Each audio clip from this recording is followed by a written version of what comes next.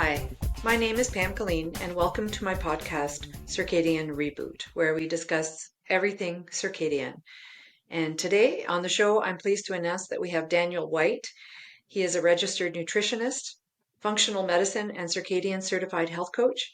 He is the founder of Sleep Better, Live Better, and the chairman of the Sleep Better, Live Better Foundation. His organization's mission is to deliver innovative sleep solutions that combine the best of science-backed education, behavioral change tools, and sleep products to help unlock the enormous pool of untapped human potential that results from being well rested. Over the past 2 years, Daniel's passion and focus have been the delivery of a charitable research project in local schools on his home island of Guernsey, empowering future generations with sleep education and blue light blocking glasses interventions to improve mental and physical health outcomes for adolescents and their families.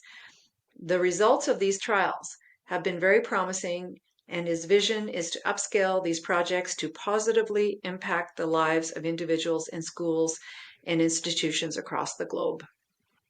In 2024, Daniel also joined forces with Jeff, Avi, and Lauren to form Quantumly and the Quantumly Foundation to provide science-based education and tools that can support the global community to improve health-related outcomes via the principles of circadian and quantum biology, beginning with the delivery of the CRD challenge, or the Circadian Rhythm Disruption Challenge, which we will be discussing quite a bit.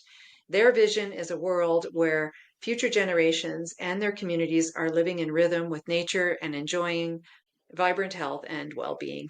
Welcome to my podcast, Daniel White. I'm so thrilled that you're here today because I love the work that you're doing with what is called the Circadian Rhythm Disruption Challenge that you're going to be launching on October 20th. And thank you so much for allowing me to be an ambassador to this movement. It's a big theme in my life because I have been worried about all this screen time and all this artificial lighting, especially that our children are exposed to. And I know that you have quite a story to tell with regards to what happened to you when you got caught up in this, video gaming addiction issue. And I really appreciate your honesty and your forthrightness in terms of sharing your story, because I think it will help a lot of people. So if you don't mind, maybe we can launch with that story that you tell in other podcasts about what happened when you got caught up in video games. Yeah, absolutely, Pam. So first of all, I would say thank you so much for inviting me onto the podcast. It's an honour to be here. It's an honour to have you as an ambassador of the CRD challenge as well, which I'm sure we'll talk more about throughout the episode. I'm very happy to explore more and to really, open up about the things that I experienced. And I will say that these things were experienced primarily in my youth. So I'm now 31 years old, and the majority of the detriments, like the purest detriments that I was experiencing, were probably from around the age of like 13 to 16 or 17. But even in my adult life, there's a very delicate balance and a very tight rope that I've had to walk between my use of technology, social media, even video games in my adult years, and understanding that, the genie is out of the bottle in many ways with these technology devices and programs and platforms. And, we can polarize and we can say these things are terrible or these things are good or these things are bad. But I think, the reality is that the story isn't that straight. And for many people around the world, technology is a way in which we entertain ourselves, we communicate, we work, we connect with others. And so, we need to be able to really appreciate the contraindications of some of these things, and especially the impacts that they can have on our well-being, and in particular, a particular fascination of mine, our circadian rhythms, and ultimately, how that influences and affects all areas of our mind, our body and spirit. Yeah, when I wrote my book about addiction, I was concerned about the screens, taking real-time activities away from the children. And, that you start to see kids that can't make eye contact with you, for example, way back when in 2009, 2010, when the problem was getting worse and worse. But, when you get into the circadian side of the story, it's a bigger picture. There's more going on than just the playing of the games. It's what the toxic lighting is actually doing to their development. Yeah, absolutely, and and I can speak to that with first-hand experience. I got into kind of video gaming at the age of 13. I'd achieved a scholarship to a private school in the area that I live in, Guernsey in the Channel Islands in the United Kingdom, and I kind of didn't really fit in at the school. I'd come from a public education background. I was surrounded by a lot of people who were slightly higher socio-economic status background than I was, and by the age of about 13, it was clear that I didn't really necessarily fit in. I think I'm sort of the only person who's always been a bit of a black swan. I've never really wanted to truly fit into a lot of society's kind of mainstream paradigms and concepts. And there was a little bit of bullying going on at school, and so I found solace in playing some video games with my friends. And you've got to imagine that this was going back 17, 18 years, not far from the time at which you were kind of raising the flag about this, but it was around the time, maybe a year or two before the first iPhone came out. I had a Dell computer with a dial-up modem broadband. It certainly wasn't any high-speed connections. Video gaming had been around, I'm sure, on different variety of consoles for maybe even a decade or longer, 2 decades before that. But I found my way into a massive multiplayer online game, and I look back at it now, and it brought many benefits to my life. I learned how to socialize with people all over the world. I became very accepting of different cultures, people of different ages. It really fine-tuned a lot of my social skills, and it taught me quite a lot about dedication in some ways, because it was the sort of game that you didn't necessarily log in and log off and get a huge hit of dopamine. You were always working towards something in the future, and I really enjoyed that about that game in particular. But the problem was, the more I spent time in that world, kind of creating friends offline or online, I should say, and achieving more and more in the game, it obviously began to play with my neurochemistry at a very young age, right? And so that sense of reward and motivation and drive that a usual teenager might seek from sports or reading a book or playing with friends or completing their homework or whatever we do as conditioned people in the modern world. And that kind of hit of dopamine was beginning to be filled from computer and video gaming. And so it went from a few hours, in the evenings, probably after school, coming home, rushing to get on the computer. And then, my mum sort of turning the internet off at maybe 7 or 8 p.m. in time for me to go to bed. And that very quickly transformed into, later and later nights. When I was 15 years old, I actually dropped out of the private school that I was attending. I had decided that after a long summer off of pretty much spending all the time in my room video gaming, that I no longer wanted to go to school. So dropped out there, and by that point I ballooned on a lot of weight. I don't mean a lot of weight. I hold a lot of stretch marks on my body and a lot of signs that demonstrated just how fast I gained a lot of weight in my youth. And then cue the anxiety, the social anxiety, the depression, the lack of motivation and interest to connect with my family, my friends, my school years. And by that point I was probably the majority of nights of the week as a 15 or 16 year old boy, I guess, essentially staying awake until like 1 a.m. 2 a.m.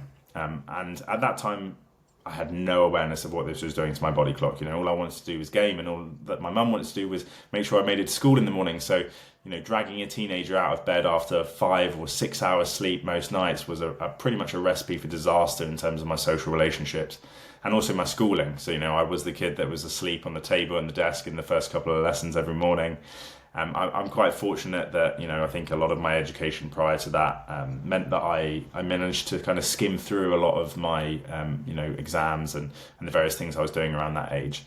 And then it wasn't until about 16 or 17 when I really took a sidestep from that and began to re-immerse myself back into life. But really that was only the beginning of a journey for me, because at 17 or 18 I was, I'm not sure what it is in pounds for the kind of American Canadian listeners, but I was about 110, 120 kilos at the time.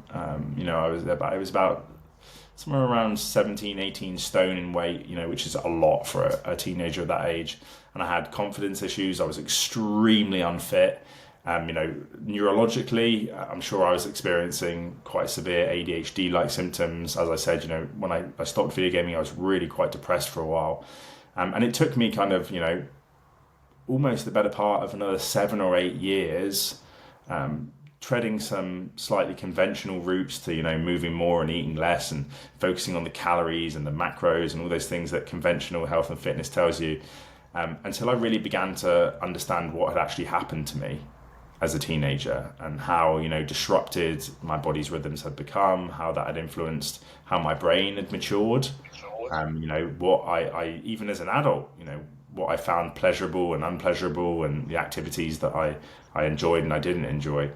And then, about 5 or 6 years ago, I really found the emerging world of quantum and circadian science. And thankfully, since that time, I've really been able to spend, a good portion of it rehabilitating my brain in the best ways I can. That's fantastic, and you're sharing it with others, which is fantastic as well. And I know that you did a study, a fascinating study. And this, of course, listeners need to know that your work is a labor of love. And so when you set forth to do this study in Guernsey at the Guernsey's Schools Sleep Project, you set it out with, I think you had some sponsors, but you did this unpaid. And you made some really interesting findings when you tested the amber colored, the blue light blocking glasses on children in schools. And maybe you can discuss a lot of what you found in terms of the outcomes of that particular study. Yeah, I would love to. Thank you. And maybe prior to talking about the outcomes, I'll talk a little bit about like the motivations and the path that led us to that. So around about 5 or 6 years ago, maybe even longer now, about 7 or 8 years ago, I experienced a period of burnout in my young career as a nutritionist and a functional medicine health coach. I had some relationship issues going on in my career and my personal life. And I kind of experienced that sort of childhood burnout again. I was, burning the candle at both ends, trying to make business work, a little bit stressed, a little bit of escapism at the weekends, a little bit too much television, those sorts of things. And I stumbled into the world of quantum biology through some of the work of Jack Kruse, who, so many people come to find this particular area because of Uncle Jack. And at the time, what I did was I purchased myself a pair of blue light blocking glasses from a company called RAR Optics. They were one of the first people providing these kinds of lenses. And the purpose behind the lenses is that they block out very specific wavelengths of light. And we know through empirical data that these wavelengths of light stimulate the brain, and they stimulate like dopamine. They can result in production of cortisol at the wrong time of day, which is one of our major stress hormones, which leads to increases in adrenaline and increases in alertness. And they directly suppress the release of pineal gland melatonin. So I started using these glasses, and in fact, I don't know if anybody will be watching this, but I'll pop a pair of them on now. You can see what they look like. And the first night that I wore these glasses, I felt a complete transformation in my sleep. And so kind of weeks went on, months went on. I was working with clients, trying to convince them to buy these glasses, but they were very, very expensive, and they were only available in America at the time. And so time goes on, 1 year, 2 years, I started to find like my comfort in teaching people around sleep and started to niche my business in that area. And I was working with a lot of adults, and I found that, some adults were very apt to embrace this kind of circadian lifestyle that I was advocating for. And then other people would really struggle. And sometimes I would work with families, and, we would kind of provide lifestyle information, education, and these blue light blocking glasses to kids and their families. And I would often find that the kids would follow through with the advice, but the adults wouldn't. And so it would kind of be a conversation around the dinner table of like, Mum, Dad, why didn't you wear your blue light blocking glasses? It's obvious they help. I slept better. Why wouldn't you want to? And so that was just really intriguing to me. And it got me thinking a lot about like, obviously I was once a child who could have really benefited from that. And I didn't really think too much into it at the time, but it was just an interesting observation to me that, it seemed like children were more forthcoming in wanting to change their behaviors and feel better, as a result of that. Then you fast forward probably about another 6 months, and I was taking a business accelerator program, and they were asking me, what's your origin story? If you have an audience as an entrepreneur, you have a business, you need to be able to connect with your audience. And I realized throughout a series of workshops that I undertook that actually, the person that I most wanted to help was the person that I once was. And back when I was 13, 14, 15 years old, Pam, I was the only child that I knew who used technology so much. Okay, I had friends that played Xbox and computer games, and they probably spent a little bit too much time on them, and maybe it affected their schoolwork a little bit. But I was the only child I knew who I was so severely circadian disrupted that quite literally my life was at stake. There are periods of time in my life where I tried to detox from, late nights and video games and things like that. And I was quite literally, suicidal. I didn't really have any motivation to do anything else in my life to live for. And so I kind of had this realization that maybe, it was the kids and maybe it was the teenagers that I wanted to support and help. And that was affirmed to me a couple of weeks later when I had a very bizarre dream, if you can imagine it, where I stood on a television program in the United Kingdom. I know it was a dream because the TV program doesn't exist anymore. And I was addressing kind of like the nation, which is a bit grandiose. But I was talking about how we'd done like a research project where we had provided children and teenagers with access to some simple interventions, things like blue light blocking glasses, the nighttime ones with the amber lens, and maybe some sleep and circadian health education. And we'd essentially transformed a generation of youth. And so I woke up from this dream and I was there like, oh, dang, I've got to do this thing. And at the time, as a young entrepreneur, it's difficult to make ends meet. I was a solopreneur, juggling all the marketing and the sales and the delivery of the projects and the services that I was trying to provide the world. But there was this burning desire and this voice within me to conduct this study. And so over the course of 2 years, I registered a charity. I will also probably caveat the whole of this with, the universe had my back the entire time. Every time I needed a sponsor, the right person, turned up at the 11th hour. When I needed somebody to help me flesh out the research proposals that I had to put towards the ethics committee, I had a researcher from a very prestigious university get in touch with me, and he shadowed me and helped me with some of that work. And so I was always assisted in many ways. But yeah, you're correct. I worked freely on that project for until now. All of the projects that I've been working on, including the CRD challenge, have been on a voluntary basis. And what we did was we went into schools in Guernsey, of which there are 7. So we have quite a small population here. We often joke around and we call it testbed nation, because we've got a small population, 60,000 people crammed into 50 kind of square kilometres. And we have a very close connection with our education authorities, our health authorities, the government. And we don't necessarily follow what the United Kingdom are doing. We have a little bit of a kind of crown dependency and a reign of our own. And so eventually I convinced enough teachers in enough schools, enough principals that they should take this stuff seriously after writing proposals and, basically hunting these people down, having the discussions.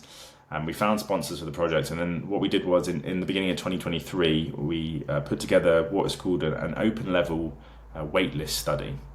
And so we divided about 500 children across these 7 secondary schools, so age 13 through to 17 or 18. We divided them into 4 groups. And what we wanted to do was try and study empirically, what are perhaps some of the benefits from blue light blocking glasses and sleep and circadian health education for this group, especially as it pertains to, their sleep quality, their sleep consistency, their alertness, their stress and anxiety. And so we put children into one of 4 groups. The first group, they received a pair of blue light blocking glasses with an amber lens. And that was sponsored, I should add, by my wonderful friend Rudy Nassif over at Viva Rays. So they provided the lens technology. And we gave those kids a pair of blue light blocking glasses and said, just wear them for 3 hours before bed. We had another group of kids, Group B, and we provided the same intervention, the glasses, but we also gave them 2 sleep and circadian health workshops. In the third group, we just gave the workshops, the educational workshops, and these workshops, they spoke about things like morning and evening routines. They touched on artificial light and helped people understand blue light, but we didn't actually provide the tool, the intervention, which was the glasses. And then the 4th group was a waiting list group. So they acted as kind of like active control group.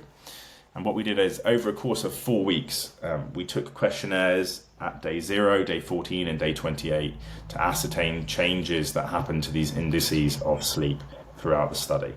And as you might expect, anyone who's used blue light blocking glasses before religiously or consistently at least will know that these things have such a strong physiological impact on the body in terms of our ability to wind down, rest, recover, produce more melatonin and get good quality sleep.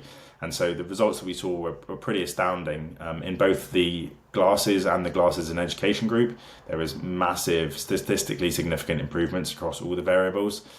In the education only group, there were improvements, not as strong as in the glasses groups. And now we're about to publish the data from that study, not academically at this time. I've had a few too many other spinning plates to kind of go down that route, but we're about to publish a white paper in about the next month. I'm not sure when this episode is going to be airing, but hopefully by the end of October, we'll have that study published. And really, that was just the beginning, It was great to be able to do that. And I suppose I sat there every day in my meditation, contemplation in the morning, just knowing that, by moving forward and, responding to whatever it was the universe was throwing at me on a day-to-day basis to achieve, the result of that study, that I hoped it would lead on to finding other people around the world, such as yourself and everyone else we're now working with, who were also passionate about and cared about this subject, and that we might, begin to make some real global change. Now, before we talk about a few other things, I just want to ask, did that study get the attention of any other schools or school boards or anywhere in the world? Yeah, so I've been contacted by quite a few interested parties from other schools. One of the things for us, unfortunately, as so happens in circumstances where you're, relying on volunteers, we had some kind of delays to the data analysis and the publication of that paper. So I've known the results of the paper personally for the last year, but it's taken us quite a while to get to the point where we can publish. So I haven't been reaching out to schools or putting the results of it really out into the public domain yet. But of those people who have heard me talk about it on podcasts, on newsletters and things like that, I've had a lot of interest from a lot of other places. And, part of our movements next are generating community around these topics so that we can begin to disseminate these tools and interventions into what I would call, first adopters, places that we don't have to, knock the door down to get into, and places who, welcome this quite contemporary, education with open arms. Yes, and so I've heard you speak before on the science behind why it's important to wear blue light blockers and why it's important to time your lighting hygiene accordingly. And I wonder if you can share with the listeners why it's so important to wear the blue light blockers and why it's so important to minimize our exposure to artificial light and maximize our exposure to the natural sunlight. Yeah, absolutely. I would love to. And I want to caveat this by saying that, by no means is just blocking blue light at night the only important step that we take to harness true circadian rhythmicity and to realign ourselves with nature and to embody all of the benefits that can bring.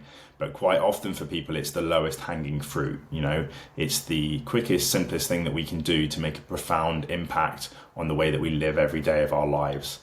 And really, it comes down to this idea and this understanding that, human beings evolved in a natural environment.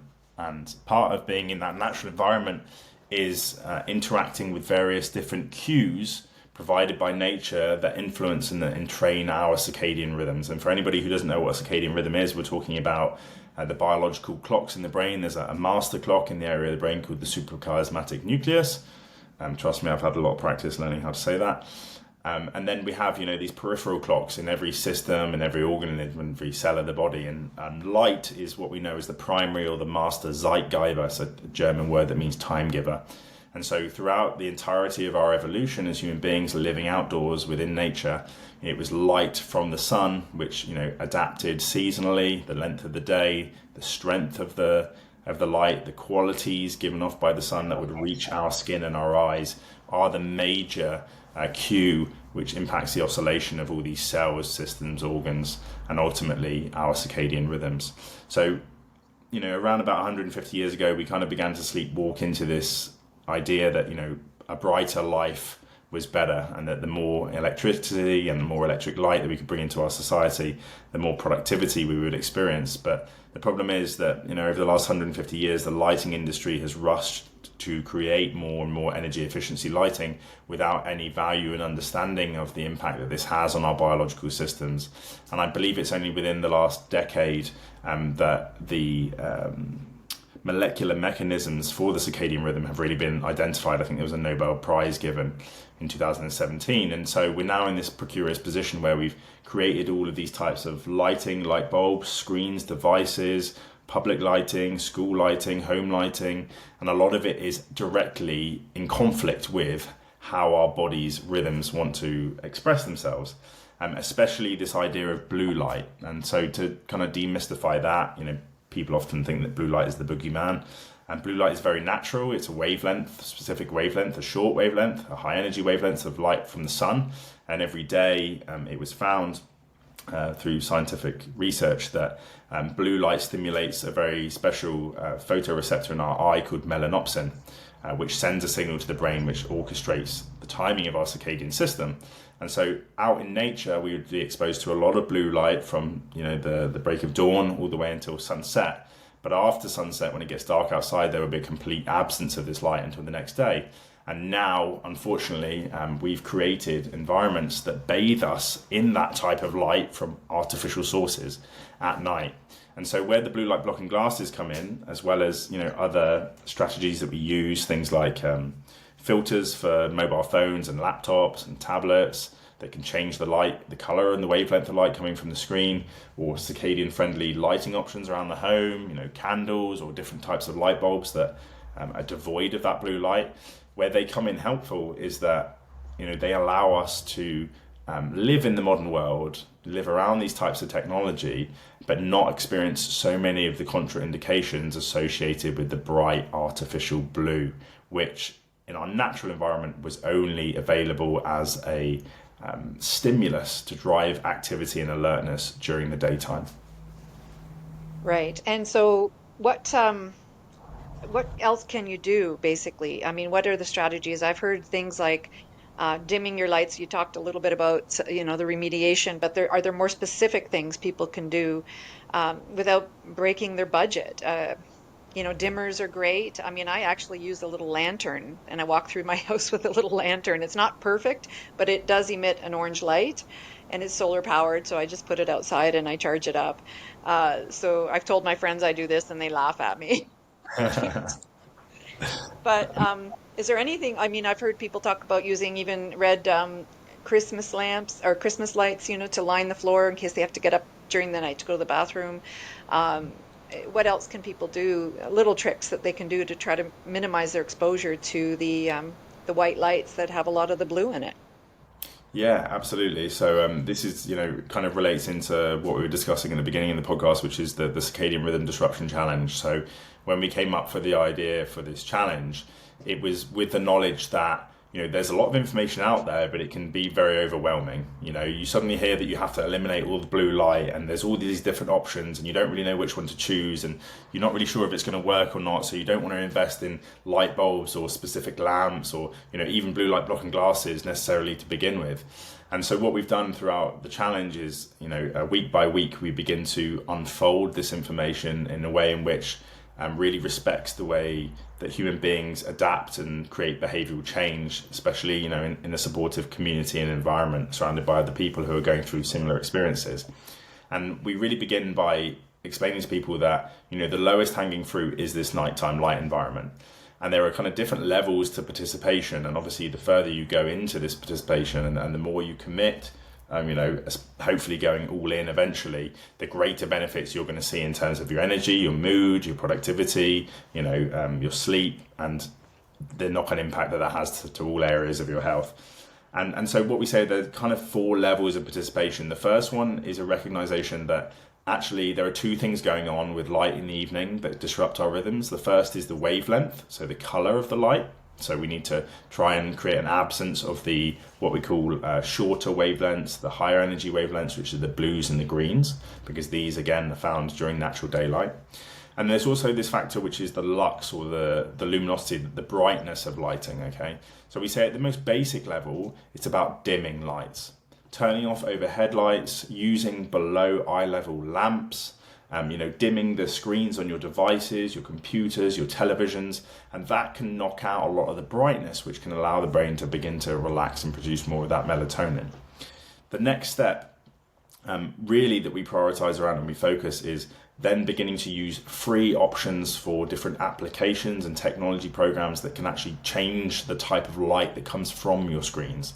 So if you're a big fan and a big user of an Apple mobile phone in the evening, there is actually a manual setting that you can use to completely eliminate all of the bluer and the greener wavelengths of light. And the same is true for laptops, tablets. There's a program called Flux, another one called Iris. People can take their pick, and we kind of give reasons, benefits for and to some of these different things. And so considering that the majority of people are using some form of technology in the evening, that's a very effective step. The third step, and this is where you really start to see the most benefit, is applying blue light blocking glasses. So if you are in an environment where you have conventional LEDs, in the bathroom, in the kitchen, we still have to do all the things that we need to do in the evening, right? Just because the winter comes and things get darker earlier in the Northern Hemisphere, where I live, for example, doesn't mean we go to bed at 6 p.m. when the sun sets. So we still have to live regular lives. And this is where, if we're not at the position where we want to change the light bulbs in our house, a pair of blue light blocking glasses is a great tool to use, because they are ultimately going to cover your iris and your lens from absorbing those shorter wavelengths of light. And especially if you're going out and about, spending time at friends' houses, you're out walking the streets in the evening, or you're around public lighting, which is not circadian friendly, it's a great option.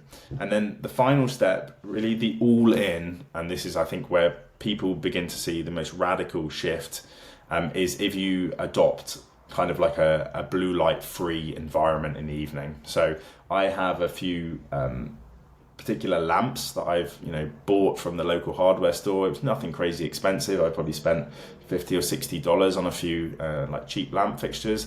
I bought a few light bulbs that are red or amber light bulbs from specific websites, and we have links into some of the most innovative companies doing this kind of lighting.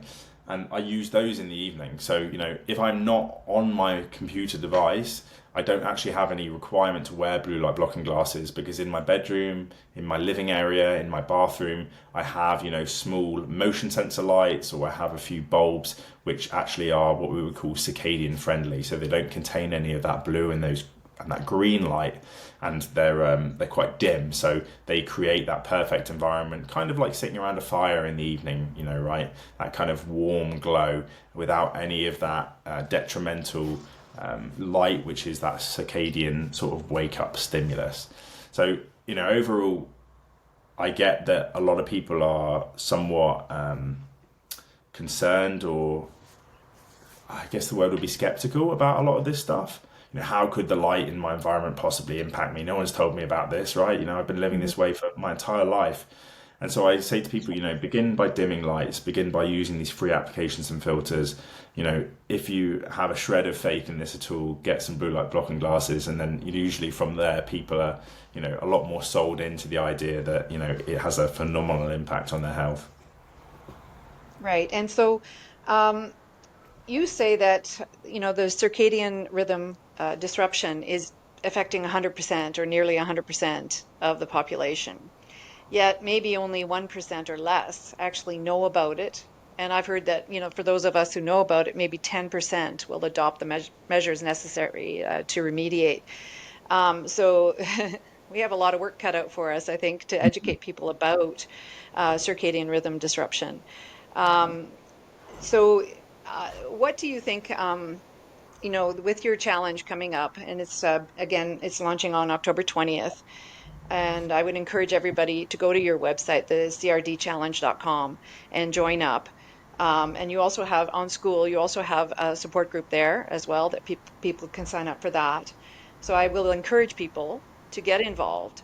And if you have any doubt, I talked to your other co-founder, Jeff Gibson, and he said he doubted at first too, and now he's a believer, So if you're a naysayer and you think this is all woo-woo, I would say join, make the necessary changes, and see for yourself, feel it for yourself.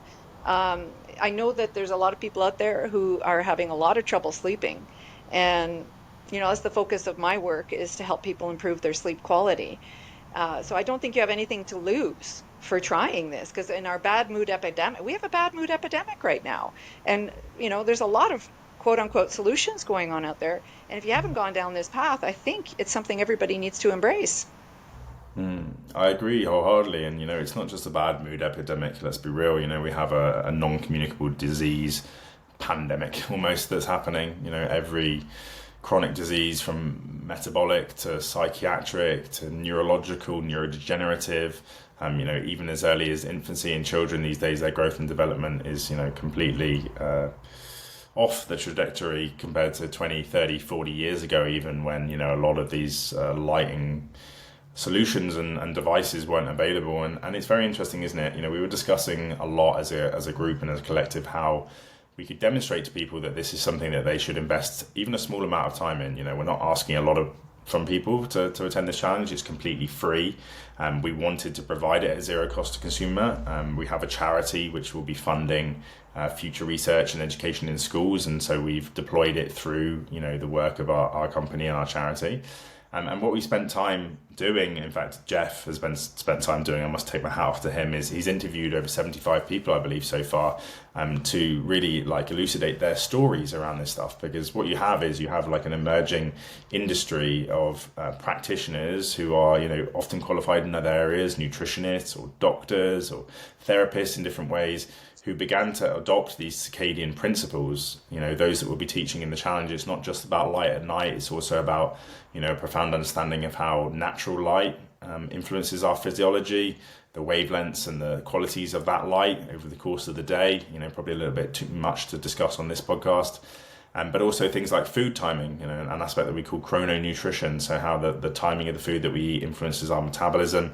And then also things such as our connection to nature, these kind of fringe topics such as grounding or earthing, that idea of hippies with their shoes off on the grass, hugging trees. It's very well documented now in conventional kind of circles and science that there's so much empirical data behind all of this stuff, and what we wanted to do was present it in a way that people just understand it, not at a high level concept where there's too much scientific rigor and too much vernacular involved, but that we could showcase the stories of everyday people who have had their lives fundamentally transformed through some of these simple, and I mean really simple, adjunctive practices. Asking anybody to give up or change their diets, or give up their exercises, or give up their jobs, or give up all the things that stress them out on a daily basis. We're just explaining how when you begin to reconnect with nature, that fundamentally reconnects you with yourself and provides you with more energy and more mental clarity to be the person that you want to be, to have the impact that you want to have amongst your friends, your family, your community. And so really the CRD challenge is like a grassroots attempt at us to inspire future generations of decentralized thinkers, people who can reconnect with themselves and reconnect with nature and can hold that vision and that possibility for a better world, one where we're not reliant on pharmaceuticals. Not that I'm against the use of pharmaceuticals in some certain cases, but really a progressive future where we don't have to rely so much on systems, which a whole other conversation altogether, and work more as businesses than the therapeutic and perhaps life-giving paradigms that being a doctor or being a physician once was. Yeah, and I think there's a couple of categories of people that I'm very concerned about as well. The people who think that it's natural to be a night owl. And there's another group of people that think sleep is for the weak, and they may sleep 5 or 6 hours and they think it's adequate, but there are going to be long-term health repercussions from that. If you're in those two categories, I would highly encourage you to try and embrace some of this, because not getting enough sleep has, huge ramifications, and even in terms of your cognition and memory and its effect on, contribution towards developing conditions such as Alzheimer's or Parkinson's disease. And there's a lot of research showing this, that sleep is extremely, extremely healing to the body. And if you're not getting enough sleep, it's going to have a huge impact on your overall health. So I think a lot of the stigma attached to sleep and sleep quality is, it's been a disaster for society. I mean, when you were a kid and you were playing those video games and you were sleeping maybe 5 or 6 hours a night, how many people said, "Oh, Daniel looks really tired. He needs to be sleeping 8 or 9 hours. What's going on here?" How many people took you aside or took your parents aside and said, this is unacceptable. So I think we need to be much more aware of the timing of our sleep, the amount of time that we sleep, what time we're going to bed. All of these things need to be addressed. Yeah, absolutely. And I think it's a really interesting point to discuss is, public health, agendas, they tend to base their motivation on abject fear, right? So now, we have this huge wave of information popularized largely by people like Professor Matthew Walker, who wrote Why We Sleep, the book probably came out almost a decade ago now. And it talks a lot about all of the detriments associated with not getting enough sleep, metabolic issues, weight issues, stress issues, cardiovascular issues, detoxification issues, neurodegenerative issues, like mood and behavioral issues, everything you can possibly imagine, right? Really sleep being that like tide that raises all the ships in the harbor, as Matthew once said. But I'm far more interested in, talking about it from a positive emotional attraction, right? That, every single area of your mind, body and spirit, flourishes when you sleep better. And quite often people think, I haven't got enough time. I've got busy responsibilities, family, maybe I'm high up in business or the corporate world. And I often say to people, a lot of these circadian changes, they don't cost you your relationships. They don't cost you your entertainment. All they do is they improve the quality and the depth of your sleep so that you can make better choices. You can be more effective, you can be more motivated, more driven, more ethical, more creative, more innovative. You can have a better body composition, all of those things through some very, very simple, lifestyle related changes. And quite frankly, when adults make these sorts of changes, it has a, profound impact on their families and the youth and future generations. So, I used to think that it was a hard sell, and I think that's because I was quite often selling people on the idea of fear. But these days, we tried to work through more of an inspirational lens to explain to people that if you're not ready for this yet, at least we've told you what's possible. And when you want to feel into and lean into that future possibility for yourself of life being better than maybe it is now, and you striving towards that vibrancy and the health that you really deserve as a human being, then you know where we are. Have the children followed up with you at all, the ones that were in the 500 child study?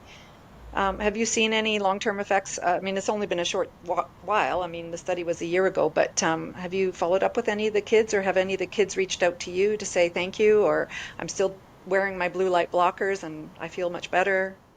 Yeah, so it's been really interesting. I because we have a very small community here in Guernsey, right? I quite often meet people who I don't know in the street who will come up to me and say, "Oh, my son or my daughter is part of your project. They still wear their glasses every night. We got them for the whole family." Or I used to get messages like, "Oh, my son or daughter is broken or lost his glasses. Have you got any more?" Like he's desperate for them. They were so beneficial. And when I went back into schools, a lot of kids came up to me and they were like, like I'm obviously a dude, right? I'm a young guy, so they're like, "Yo, dude, those things really work, don't they, dude?" And I'm there like, "Yeah, they do."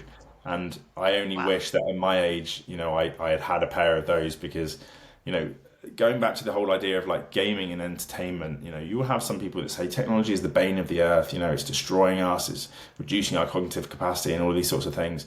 But I think to like drive that wedge and to polarize and say that this thing is so terrible, we should never touch it, you unfortunately lose touch with and you fall out of resonance with the general population. Because a lot of people, myself included, sometimes enjoy playing a video game or relaxing or switching off to a series on Netflix or something like that. And I don't think there's any like distinct harm in that. It's obviously, the rituals and the routines and the discipline that you show around that. But quite frankly, it's the light. And again, there are popular speakers in the space such as Jack Kruse who talk about the real, or what they perceive to be the real implications of why lighting has been developed in the way that it is. But the truth is, blue light, this kind of high spike blue wavelength from these conventional cool white LEDs, it is addictive. It keeps people using technology longer, watching television longer, etc. And when you remove that stimulus of the blue light through the use of the glasses or filters and things like that, I might this evening watch an episode of my favorite show and I'll probably be almost asleep by the end of it, because you just don't get that same physiological response in the body.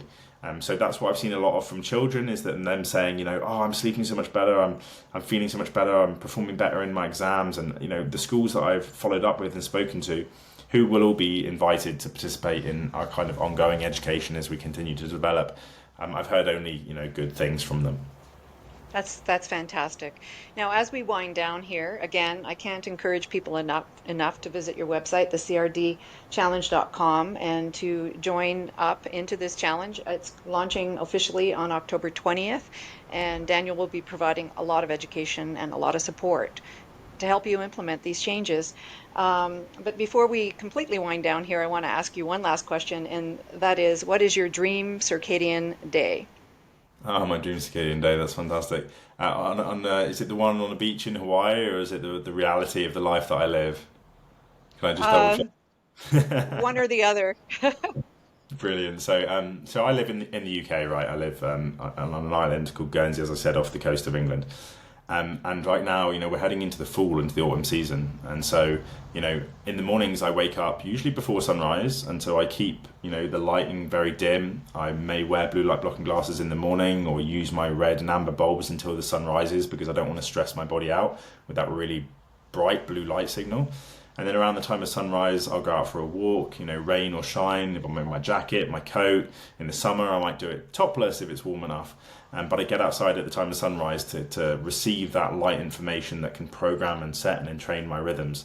And then I make a really purposeful effort to spend periods of time outdoors during the daytime. In the summer, it's a lot easier. I can work outdoors. I can tether my internet and my laptop and find a bench somewhere.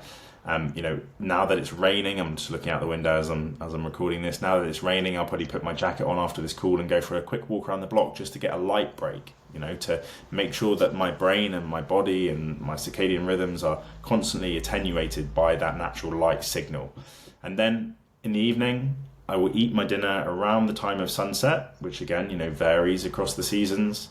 I will begin to lower the lighting, use the circadian friendly lighting, wind down on my activities, maybe watch a show, read a book, spend time with my partner, my friends. Beginning slowly towards, that period for me, it's about 9 p.m. I head to bed, usually asleep by 9:30. And that's not because I was, an early bird person that always got up at the crack of dawn. It's because when I made those light related changes and improvements to my circadian rhythm through, my environment, the time at which I eat, my body naturally found itself in a rhythm of wanting to sleep quite early and wanting to wake quite early, well refreshed. So that's kind of my ideal evening. It's not always ideal. Sometimes I go out and see friends and go out for a meal, eat a little bit later. I don't apply these principles strictly, routinely every single day of my life. But ultimately, if more often than not, I am sticking with the correct evolutionary appropriate signals when it comes to light and food timing and such like that, then, my circadian life and my wider life is, in a very good place. Oh, that's very inspirational. Thank you for sharing that, and thank you for the work that you're doing.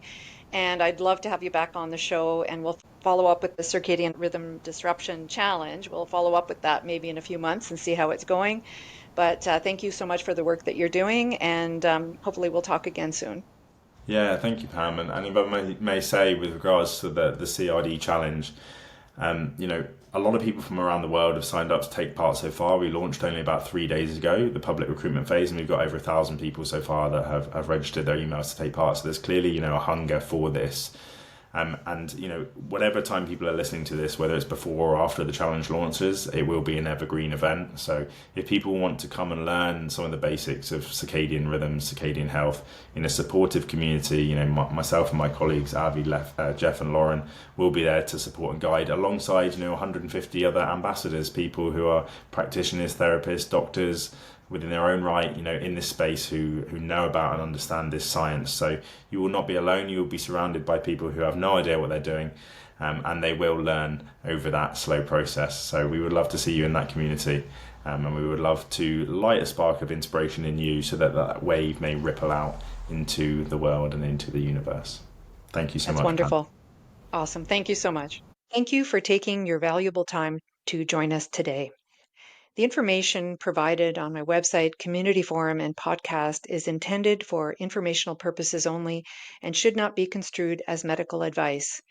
We are not licensed medical professionals, and the content shared here is not a substitute for professional medical advice, diagnosis, or treatment. If you are seeking health advice or have specific medical concerns, we strongly encourage you to consult with a qualified medical doctor or healthcare provider. They are trained to evaluate your individual health needs and provide personalized recommendations tailored to your unique circumstances.